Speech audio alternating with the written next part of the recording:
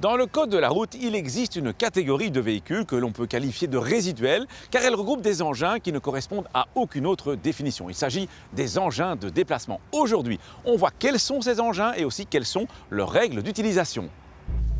Un engin de déplacement peut être soit motorisé, soit non motorisé. Par engin de déplacement non motorisé, on entend un véhicule qui n'est pas un cycle et qui est uniquement propulsé par la force musculaire.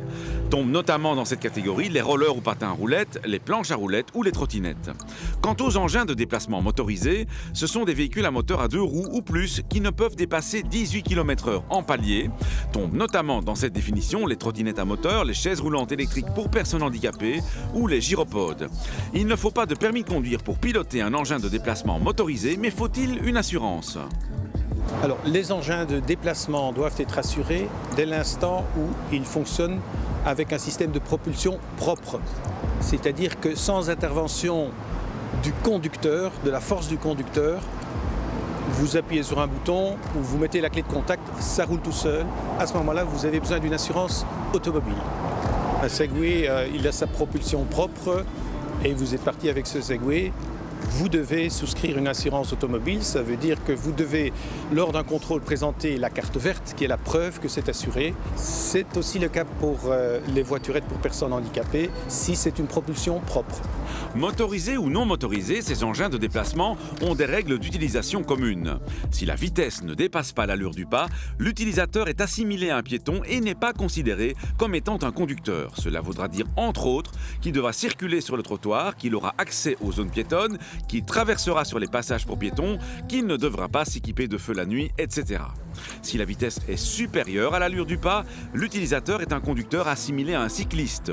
Par conséquent, il devra utiliser la chaussée ou la piste cyclable s'il y en a une, il pourra remonter les sens uniques limités, il devra utiliser des feux pendant la nuit et il ne pourra pas téléphoner en tenant son GSM à la main, etc. C'est donc la vitesse de déplacement qui détermine si l'utilisateur doit se comporter comme un piéton ou un cycliste. Enfin, tout comme un vélo, un engin de déplacement non monté n'est pas considéré comme un véhicule et peut se ranger sur un trottoir.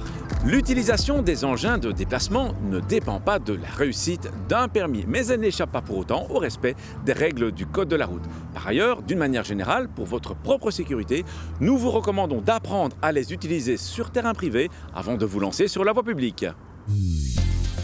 À la question de la semaine dernière, il fallait répondre qu'un vélo doit obligatoirement être équipé d'une sonnette d'une portée auditive de minimum 20 mètres.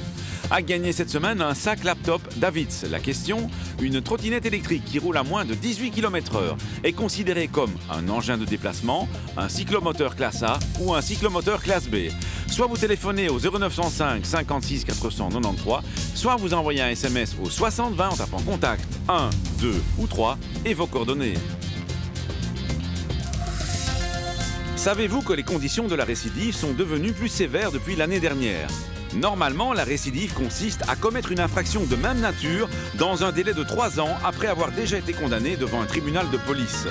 Depuis le 1er janvier 2015, un usager sera aussi en récidive lorsqu'il est condamné dans les 3 ans pour une combinaison d'infractions considérées comme étant les plus graves de la législation routière, à savoir la conduite sous influence de l'alcool ou de drogue, la conduite sans permis de conduire valable, le délit de fuite, les grosses infractions de vitesse excessive, l'utilisation d'un détecteur de radar et toutes les infractions du 4e degré, comme faire demi-tour sur autoroute ou franchir un passage à niveau quand c'est interdit. À la semaine prochaine et d'ici là, bonne route!